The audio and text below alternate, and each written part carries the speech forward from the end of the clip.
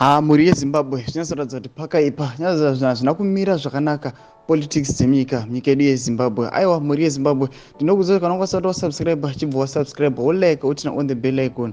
Tomboshara ma-updates andinokupa pano paZim News Live YTS. Saka mhuri yeZimbabwe, unoona kuti muzuva nezuro mapurisa anouya otora Ostallos Siziba, vanouya vomutora voenda naye, asi mukutaurwa kwekuita nyaya iri yatenderera, nyaya iri kungotaurwa pasocial media, kunyangwe pama-Twitter handles, mapictures ari kungotenderera vachiona Ostallos Siziba achitorwa nemapurisa.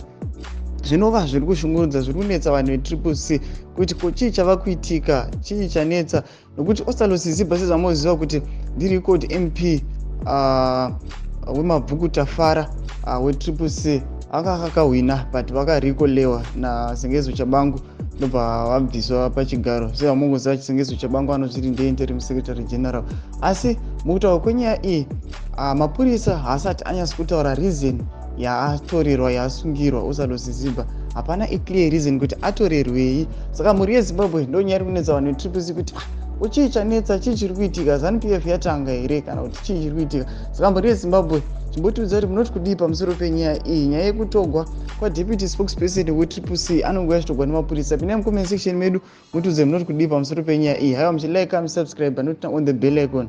Muchana ma-updates andokupai pano paZim News Live.